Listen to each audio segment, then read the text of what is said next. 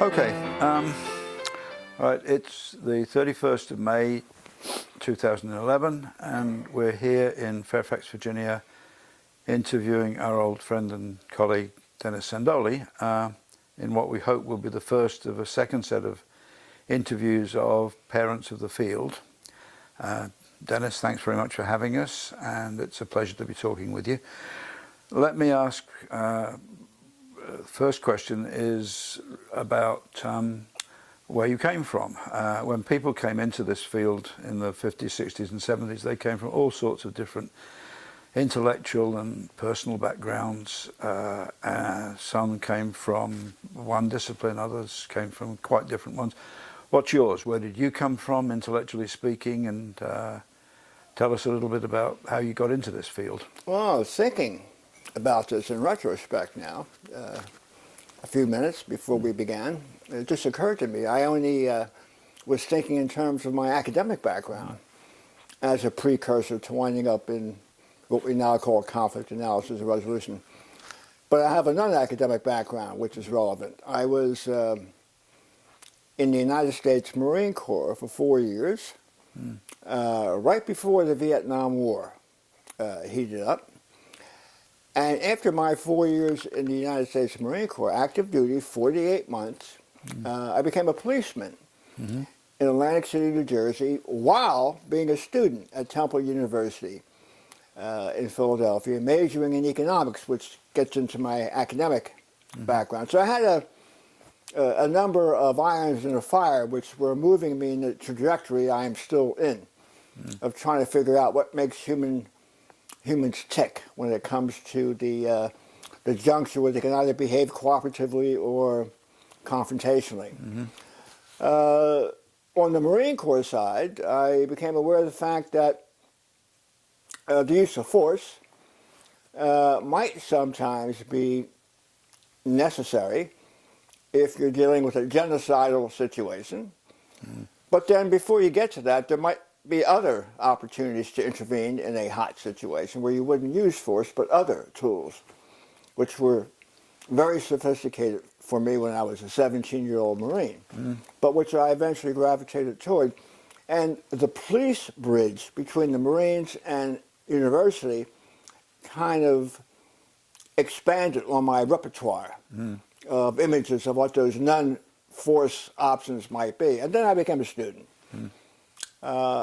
Majoring of all things in economics, the dismal science, which it was, and still is, and which I rejected in a way. I got my BA in that, even graduated cum laude at Temple University, but I didn't want to pursue it any further because I felt it was a dead end. It was a one-disciplinary-based framing of human behavior, in my experience of it, completely devoid of psychology.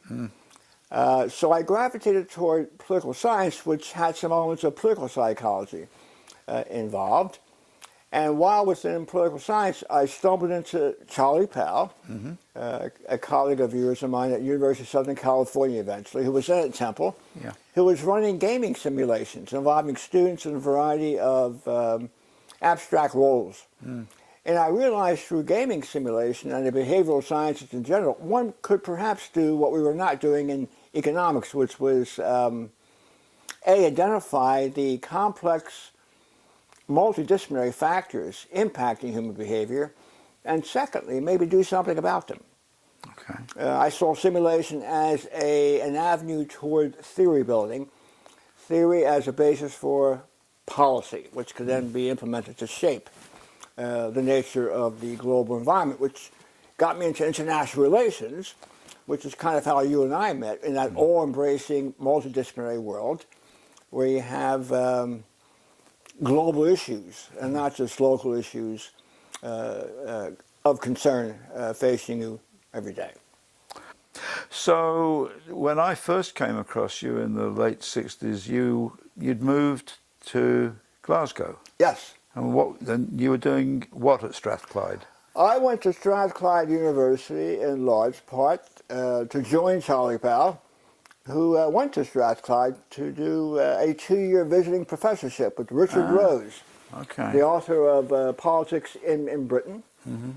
And through Charlie's connections, I was able to secure a research assistantship with Richard Rose, which allowed me to go to Strathclyde without paying tuition, out-of-state tuition, so to speak, as a foreign student, which was very expensive, and to work closely with Richard Rose, who was, as you know, a phenomenal figure in British politics circles. And I went to Strathclyde originally to be a MSc student, and that quickly translated into me becoming a PhD student at Strathclyde, which is where I eventually got my PhD. So you were in the field of international relations.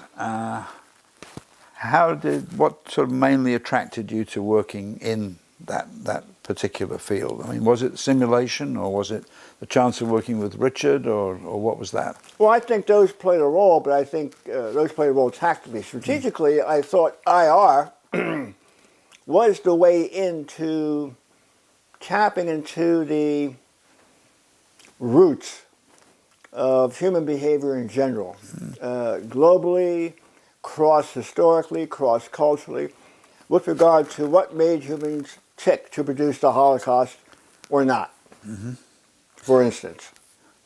And the Holocaust, of course, in 1968 was fairly recent. Yeah. That was a bit of a jump, because if you think about international relations in Britain at that time, if you think about the LSE, for example, it was an extremely conservative, very historically orientated, very legally orientated study. Absolutely. Was it different up at Strathclyde? Well, Strathclyde didn't do IR. I did. Strathclyde did politics, but from a very heavily quantitative point of view. Yeah. Richard had taken Strathclyde into the Inter-University Consortium for Political Research, as it was called in those days, based at University of Michigan. Yeah. Essex was a member, Nuffield College at Oxford was a member of the ICPR as well, along with Strathclyde in Britain. And this was Richard Rose's attempt to make the study of politics, which is a subfield of international relations, as quote-unquote scientific as possible, which appealed to me. How did you find yourself in a different field from international relations? Because, as we said, international relations at that time in Britain was very stuffy. Absolutely. And it wasn't very behavioural. No. Except at University College. Yes. How did you get into that particular stream of intellectual activity? And that was a pure fluke. And to this day, I thank God for it happening. One Sunday morning, I was doing my traditional, in Glasgow, in 1969, in August, I was doing my traditional reading of the Observer, the Sunday Observer, and the Sunday Times. And in those days, both newspapers featured jobs in academia and elsewhere in the advertisement section, supplements. And in the Observer in particular, there was a job advertisement that John Burton had commissioned, offering a position as an assistant lecturer to someone who could teach quantitative methods in his conflict and resolution program, or IR program actually, at the undergraduate, MSc and PhD levels. And I applied. Now at that point in time, all I had was a BA. I was then an MSc student at Strathclyde, not yet a PhD student. I had nothing else going for me. I wasn't a member of a highfalutin program. So I took a chance.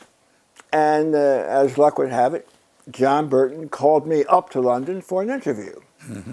And that led eventually to my winding up spending initially 2 years with Burton and Company, during which time I met your good self, and others in the Center for the Analysis of Conflict, CAC, which has probably been mentioned a few times in your series. So you were very much initially considered yourself in international relations, and then gradually you sort of moved across to this field of conflict analysis and resolution. What did you think you were getting into when you actually made that transition? Were you even conscious of making a transition? I thought I was getting into one of the most fascinating aspects of my life. A chance to be employed in my very first teaching position at the oldest part of the University of London. It was only a BA, in a fairly hostile environment because John Burton, during the interview, let it be known that A, he was kind of anti-American, and B, he did not like the behavioral approach to international relations at all, even though he himself was a member of it. But for him, he was definitely naysaying the quantitative part more so than the multidisciplinary part, which he was certainly a reflection of. But I had no idea what I was getting into except a great opportunity. Not to further my career, but to further my objective of getting close to the pulse of human behavior, what makes it tick, to go to war or not. So when you joined the UCL gang, was there any mention at all of a subject called peace studies? Yes, although conflict was the operative word. Conflict resolution, the operative concept. More so than peace studies, which were kind of associated with Walter Isard, with Johann Galtung, although on ideologically opposite ends of the spectrum. We weren't doing peace studies. I felt at UCL we were doing conflict resolution. Although peace studies is obviously coterminous, convergent with conflict analysis and resolution. Okay, so you mentioned a number of people who've had obviously an impact on your thinking and your way of approaching the subject, whatever the subject is going to be. Charlie Powell, Richard Rose, John. Who else were major intellectual influences on the way your thinking developed? J. David Singer. David? J. David Singer, through his Correlates of War project, was one of my intellectual heroes. So when did you meet David? Where did you meet him? I had met David kind of randomly in 1968, shortly before going to Britain for the first time to be Richard Rose's research assistant. I went to Britain in August 1968. I met J. David Singer at the University of Michigan, where I was a summer student in the Inter-University Consortium of Political Research summer courses, which is where I met a number of my soon-to-be British colleagues. Clive Payne, who eventually wound up at Nuffield, Ian Gordon, who was at Kingston Polytechnic, now at Kingston University, and others. In fact, there were quite a few British people at the ICPR summer school sessions in Ann Arbor that year. J. David Singer came through. Well, he was at Michigan, of course, but Yes. he came through that program because of his proximity and because of his quantitative orientation, and we were learning quantitative methods. So I ran into Dave, although not intimately. He wouldn't remember me from back then, if he were here. He would remember me from later on. Okay. All right. Apart from David, who else? Any of the... Kenneth Boulding. Kenneth? When did you first come across Kenneth? I came across Kenneth when I was an undergraduate at Temple through Charlie Rose. Charlie Rose, excuse me. Charlie Powell. Charlie Powell. So Charles knew... Well, Kenneth. he assigned readings by Kenneth Oh, Boulding. okay. Yeah, Charlie Powell's reading lists were very multidisciplinary in orientation. And Kenneth Boulding, in fact, quite a few of your subjects in this series were authors of the readings I was assigned to complete. Herb Kelman, J. David Singer, amongst others. So you said earlier, I think, that you had two years at UCL? My initial contract was for 2 years. You may recall John got an award from the Cadbury Foundation, I believe, to hire me and Muriel Grieve. Muriel Grieve did economics, and I did the quantitative research methods. I'd forgotten about her. Yes, okay. She was an economist, wasn't she? She was Yes. very definitely an economist. Felt a bit like a fish out of the water.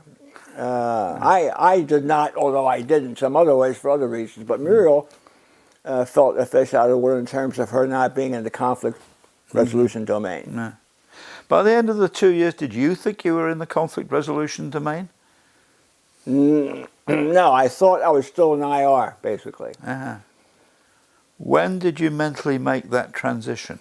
Did you make the transition? Yeah, I think I did. I think I made most of that transition here at George Mason University.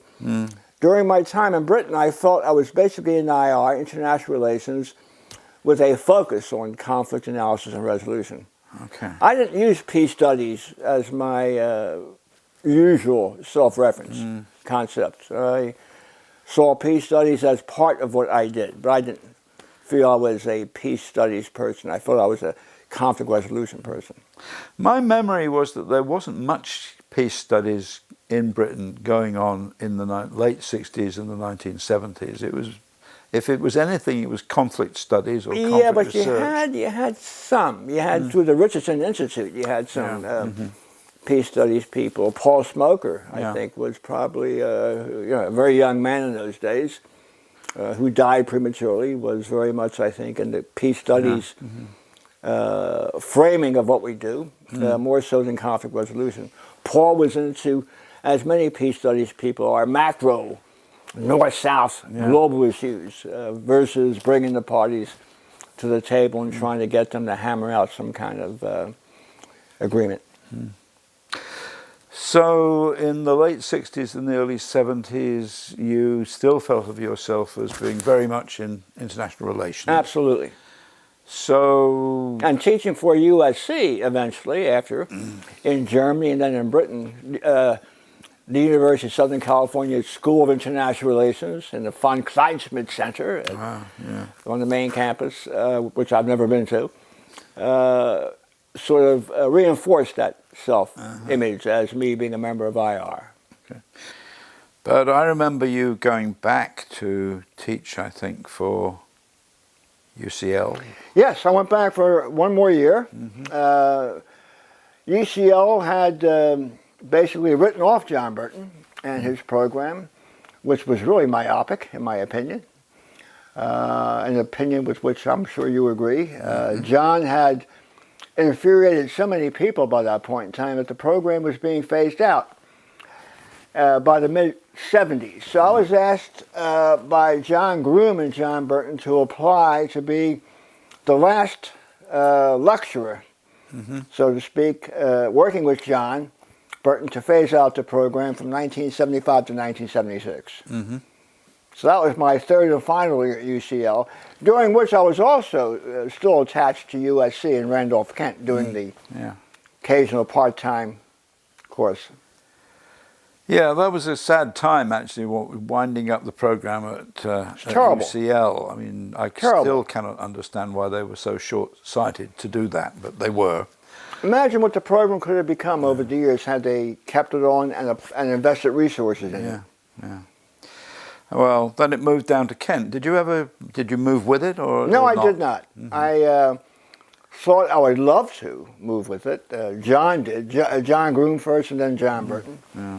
And in those days, it was becoming progressively difficult for foreign academics to stay on in Britain because Margaret Thatcher was the Prime Minister and Sir Keith Joseph, I think, was Minister for Education, and it was making it very, very difficult to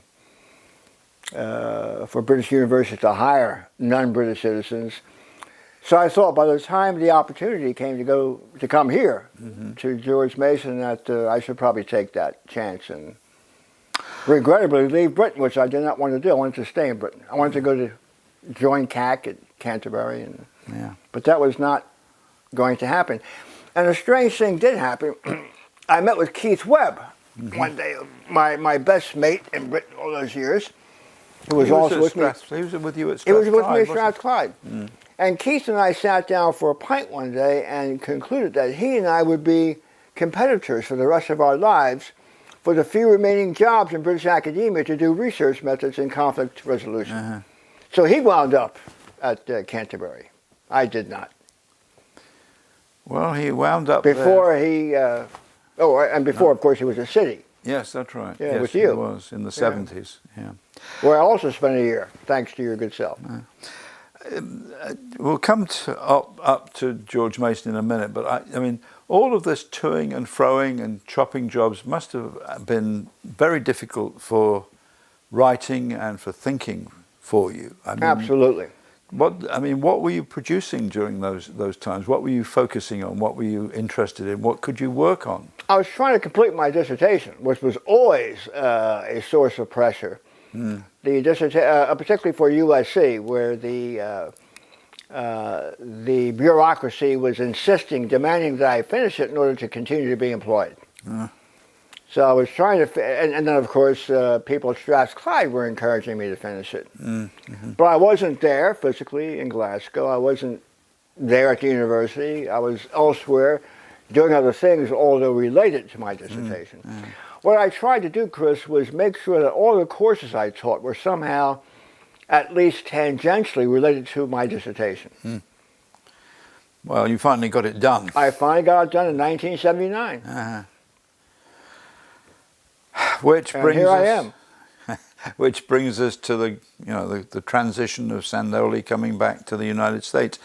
How did that happen? How did you learn about the job at George Mason University? How did you actually get involved with Bryant Wedge? How did you make the move? I was invited while in Florence at the European Consortium of Political Research Conference of 1979, I believe, or 78 or 79. Okay. I was invited to present a paper by a fellow called Tom Breider, who was a Swede. We were sitting at some lovely cafe in Florence talking about what we did. And the concept of political empathy arose, for which Tom Breider eventually did a book. And I said that gaming, simulation, and other things were opportunities to explore empathy. And Breider invited me to present a paper on that at the next conference of the International Society of Political Psychology, ISPP, Okay. which was having its next meeting in Boston, Massachusetts. And I went to that conference to present this paper that Tom invited me to present. And John Burton was there. And doing a plenary presentation, I think at the opening presentation of that conference, John came in with Brian Wedge in tow and introduced me to Brian Wedge. And as we were leaving that meeting, Brian and I were talking. And you know Brian, he's a very easy man to talk with and very lively. And he asked me what I was doing, and John must have said a few words to him about me, having worked with John in Britain. And Brian invited me to apply for the very first position of this new institution that was then coming into being called the Center for Conflict Resolution. Okay. Which I applied for. I was one of 80-some applicants.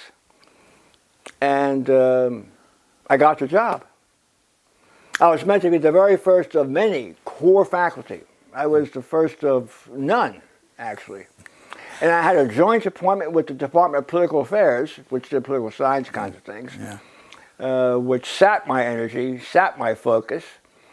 But I did them both, and eventually became a full-time ICARite in 1988.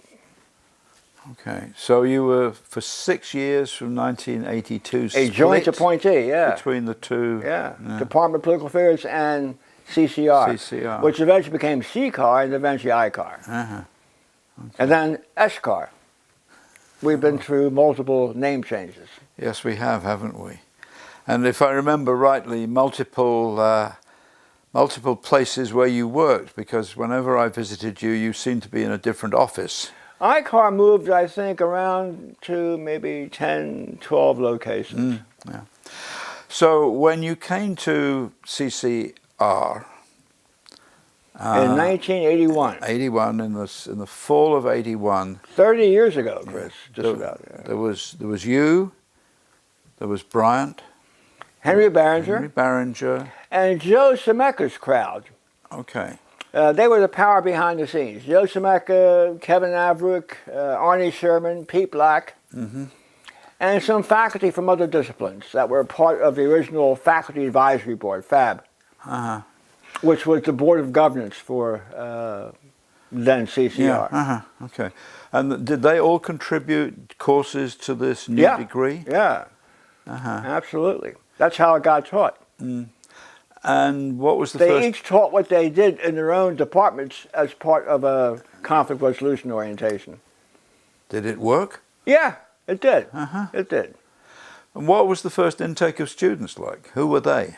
Can you remember them? About 6 or 7 master students. The PhD came online, of course, when you came. Yeah, 6 years later. Yeah. We had 6 or 7 students. Very remarkable group of people. Vietnam War veterans, school teachers, housewives. There was one, I believe, who eventually became head of the police department in D.C. Fairfax County. Fairfax County. Yeah. Okay. A woman. Yes. What was her name? I can't remember. I remember you talking about her. Yeah. Slips my mind. Yeah, I know. Well, it's. And she was blonde and attractive. It defied all the images of male chauvinist piggies. Suzanne. Suzanne was her first name. So it was at GMU that you finally made the mental shift to stop being an international relations person and become a conflict person. Yeah. Was there anybody who was mainly responsible for that, or was it just interaction with the students, or was it contacts with colleagues in the States? Or I think it was programmatic experience. In fact, I was in this institute then, center, developing it from scratch, which was very exciting, very revolutionary, very Houseian-like, and it was conflict resolution. So that's what I was doing, and that's what I was. In fact, it's what I was always doing. I just didn't quite see myself as a CR type. I saw myself in more traditional disciplinary terms, IR. Yeah. Which I still am in many ways. I still go to ISA. I am still in there. And in many ways, those two multidisciplines are very, very coterminous, very convergent.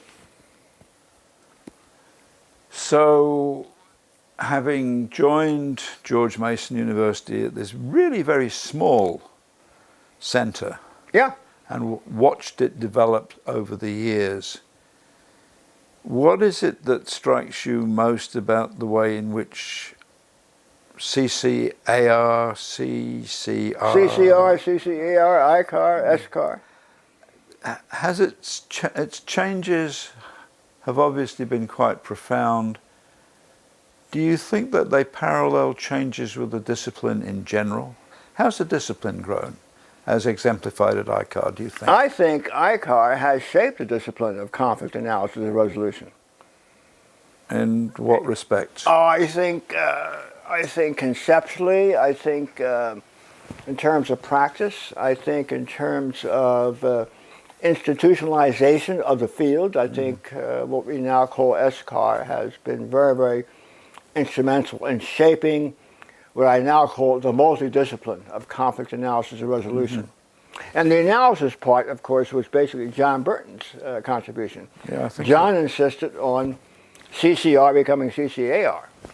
Did he now? I didn't realize that was him. It was John. So you have to analyze first before you can resolve. Now, that was one of his themes, wasn't it? Yes, indeed. And to be very scientific in doing so. He was very scientific. So who else apart from ICAR do you think has been a big influence in the development of the field? I mean, David obviously was still... IR. Yeah.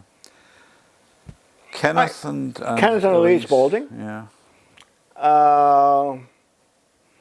And this becomes interesting now because when I broadened my focus to include more than IR, I realized how many people in other fields were doing conflict resolution, which I had already known because of the influence of people like Ken Boulding and Herb, Kelman, J. David Singer, Dean Pruitt.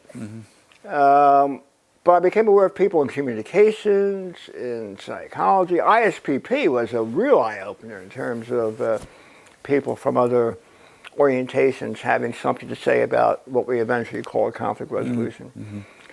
So, in fact, the very first volume that Ingrid and I did as ICAR's first publication, Conflict Management and Problem Solving, from Interpersonal to International Applications in 1987, if you look at the contributors to that book, you'll see people, many of whom I had never heard of before coming to then CCR, who were doing conflict resolution. Yeah, that's a good title, and it's the interesting thing for me about the book is that it sort of encapsulates the idea of there being a practical side, absolutely, to the field, the discipline, or whatever. In fact, that's an interesting point, Chris, because most of my life until then consisted of an orientation to academia as being purely theoretical, not applied. And ICAR made me appreciate the practice, the praxis dimensions, potential of our field. And I remember when you first created APT, the Applied Practice and Theory program, which we still have going strong at ICAR, that was a revolutionary development, which really concretized that distinction, for me at least. I mean, it existed for others in other fields, but for me, making practice a major focus in our field, and not just thinking about doing it, but actually doing it. Whatever it was that we were talking about doing. So do you really think that we've actually managed to achieve the status of a discipline, or are we still in a field of study, or what would you call the thing that we've created, partly at ICAR and partly, generally speaking, in academia? Absolutely. You do? And here I go back to Kenneth Boulding's seminal article, I think, in the Journal of Conflict Resolution of some years ago, where he talks about conflict resolution as a discipline. And he lists various criteria. And I refer to this in that book that Ingrid and I co-edited in 1987. We're a discipline because we have journals in the field. We're a discipline because we have academic programs with degrees in the field. We're a discipline because we have students studying courses in the field, etc. So for a variety of reasons, those included, I think we are a discipline. However, not in a traditional sense. We are a multidiscipline, which is how I view IR, international relations, comprising all the traditional disciplines and more, including the natural sciences. You're including them as well, aren't you? Absolutely. Okay. I'm very much here a follower of Edward O. Wilson's consilience. Wilson's a father of sociobiology from Harvard, the insect man from the deep south. You got the behavioral sciences, you got the natural sciences, you got the humanities, and you have policy. And we are more and more bringing those four strains together to deal with the complexity of a very complex world. And we're not doing it too well. All right. Okay, from what you were saying, Dennis, there are some things where you think we've fallen short, where we've been, where you're disappointed in what we didn't manage to achieve. What specifically? I think, Chris, that there are a variety of ways to respond to this question. There's ICAR's failings. How did we fail?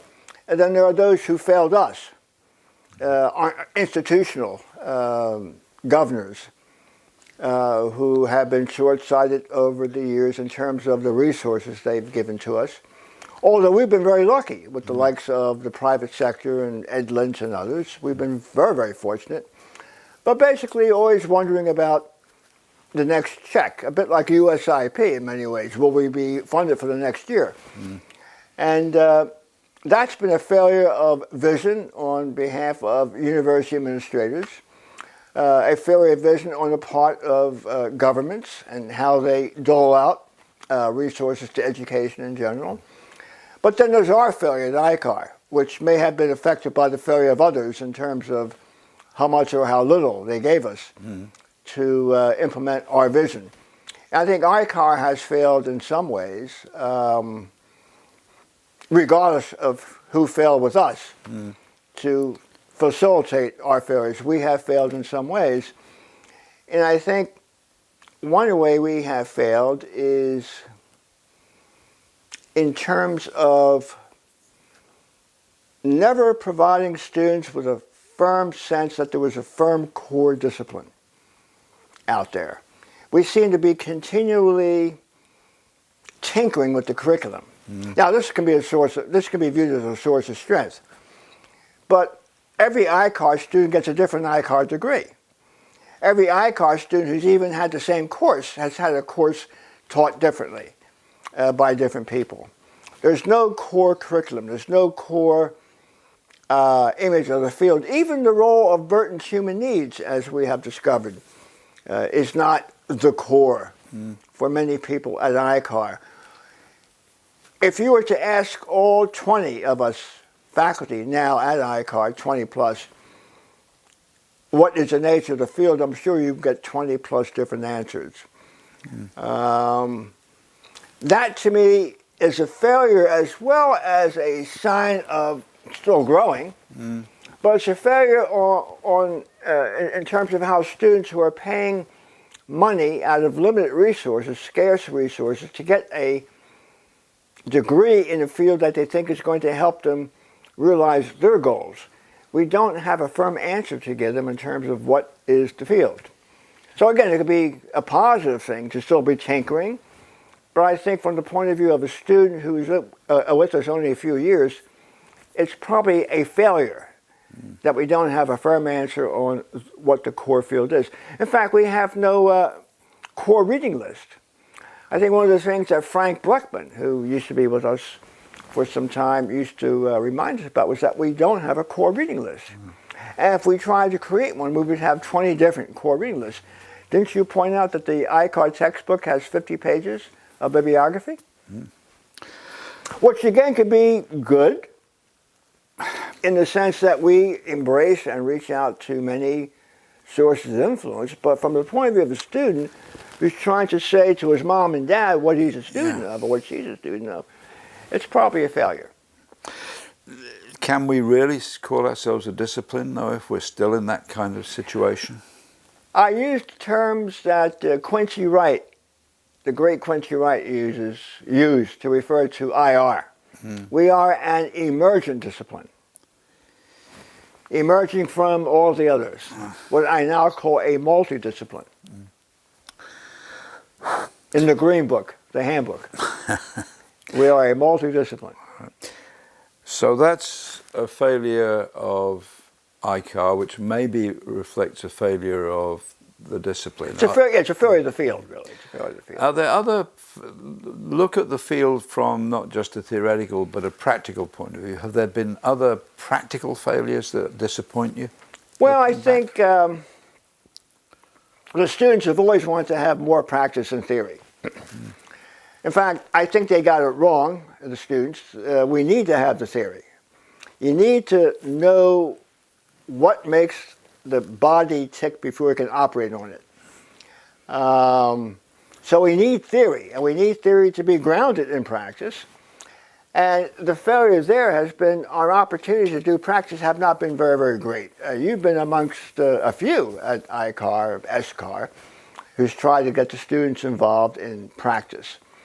We have some of the faculty still doing that, but not many. The practice opportunities at ICAR seem to be very anecdotal, very catch as catch can, not very systematized, because practice involves going out to the field, having resources to get out there, to get students out there, to remain out there, to get others to participate. We need money for that, and that's not why we've been hired. We've been hired to do the in-class teaching and research, but the research in our case is related to our field work, for which we need more and more resources, which is where we get the other failing of the vision of those who pay our salaries and who pay for the program to be in existence. I think that's changing. I think becoming a school will give us more resources eventually. But whether or not we successfully deal with this theory-practice disconnect, I don't know. I think students will always be dissatisfied with the practice they get, the experience of practice that they get at ICAR. I could put the question to you because this is a major topic of concern for your good self, the practice potential opportunities for students to have. Yeah, it's always a problem of getting the right balance, and as you say, the balance is never sufficiently practical for all of the students. How you do that now that we've become a school, on the one hand you say we'll probably have more resources, but on the other hand we'll have more students. And I mean, how you find practical opportunities for them to practice, all 500 of them. Yes, if you include the undergraduates. If you include the undergraduates who, according to all of the people that I've spoken to who teach them, are a remarkably lively set of kids. They're magnificent. Yeah. They're from all corners of the globe. You have Sunni Muslims, Shiite Muslims, you have Druze, you have Jews, Israeli Jews, you have Tajiks, Uzbeks. It's just amazing. Yeah. Veiled ladies. Okay, reverse the thing. What are you particularly pleased about looking back over the last 30-odd years? What do you think we've done well? What are you proud of? Well, our major achievement, Chris, has been that we have mainstreamed the field. Conflict resolution and conflict analysis and resolution is now part of the common discourse in governments, in the popular culture. It's everywhere. Maybe not how we would like it to be, but it's everywhere. Particularly more and more in development agencies like USAID, Britain's International Development Program, it's USAID folks, and others are. If you go by job advertisements in The Economist each week, there are more and more jobs being offered by development agencies, both governmental, trans-governmental, and NGO organizations dealing with conflict resolution as part of international development, which to me is a great sign of the times, because I'm a believer in the concept that you can't have development without conflict resolution, and contrary-wise, you can't have conflict resolution without development. So there's a need for this hybrid connection of the two, which is further mainstreaming our field in the popular domain. Are we managing to pull these two things together at ICAR, the development, the conflict resolution things, do you think? No, I think we have probably failed there as well. We have a bit of a problem at ICAR in that regard. We have some at ICAR who are very suspicious of the role of government. Which does not include me. I'm very encouraging of the role of government in terms of its potential, not its actual role. The actual role is sometimes quite dismal, quite counterproductive, but in terms of government's potential, I think it has a role to play. And we don't honor that too well at ICAR because we have amongst the faculty this conflict, if you will, between those who think governments can play a salutary role and those of us who think governments are part of the problem. So I don't think we do a good job at all with that at ICAR. And that has been one of our failings, which I think confuses the students, particularly our military students, who feel unwanted sometimes. Yeah. No, well then if that is the case, that is a problem, because the thing about ICAR, I still can't call it SCAR.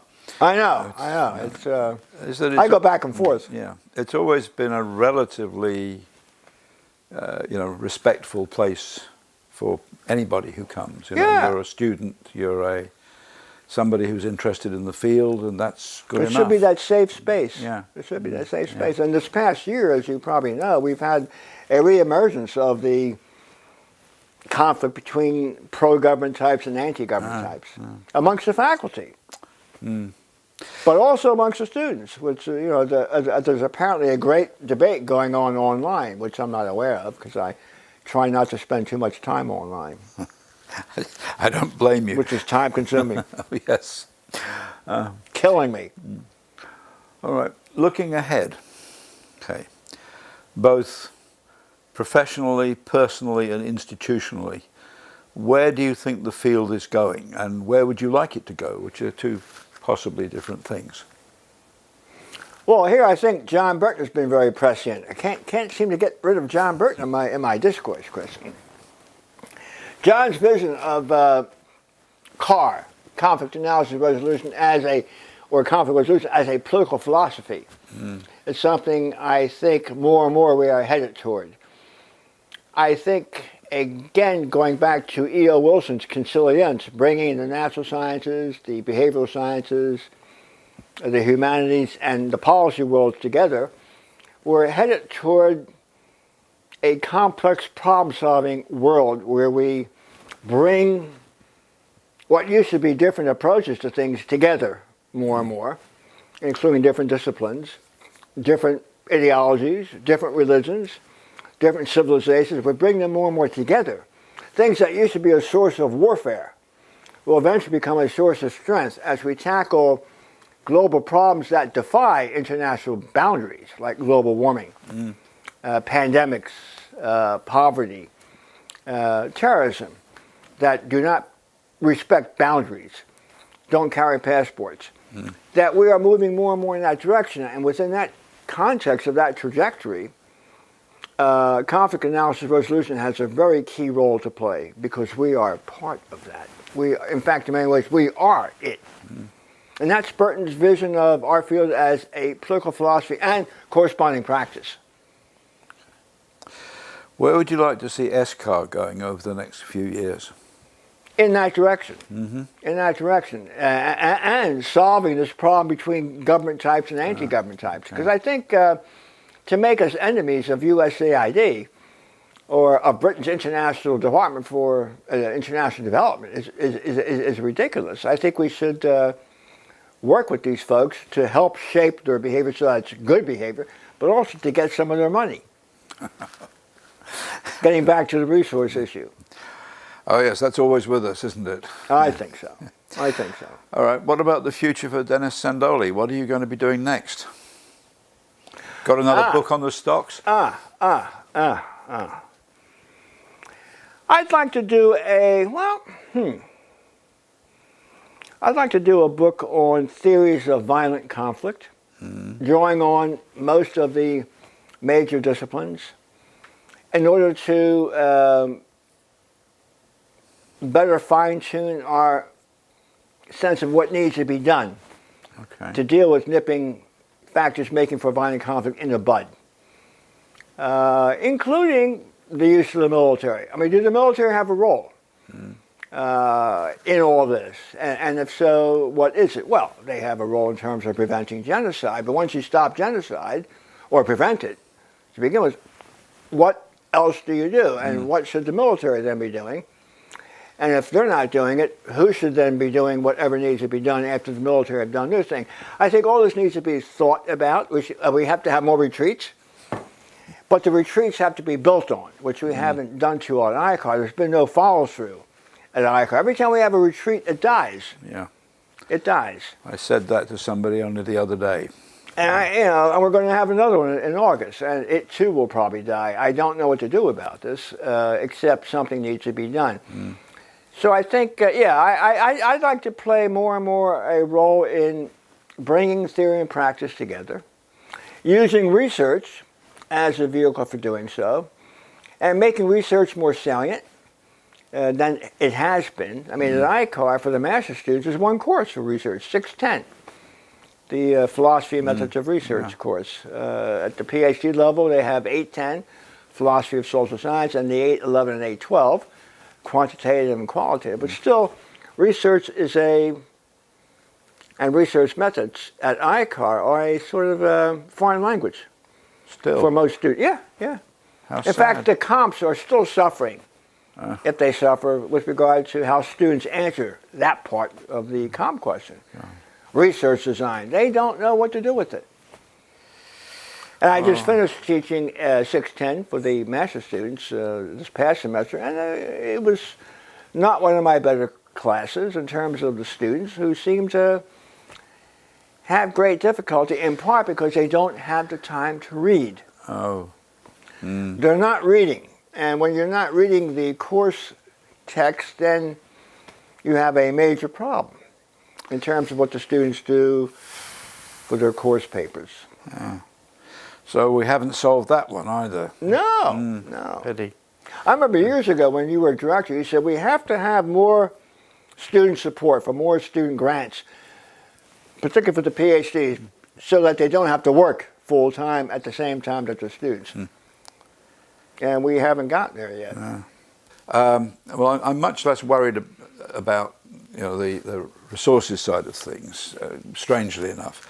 And I'm much more worried about the fact that while you say that we've mainstreamed the discipline and the ideas, we've only done this partially, and they really don't understand what we're trying to do, why we're trying to do it, why we think it's important, what are some of the complexities of what we're aiming for. Now, what do you think we can do about that?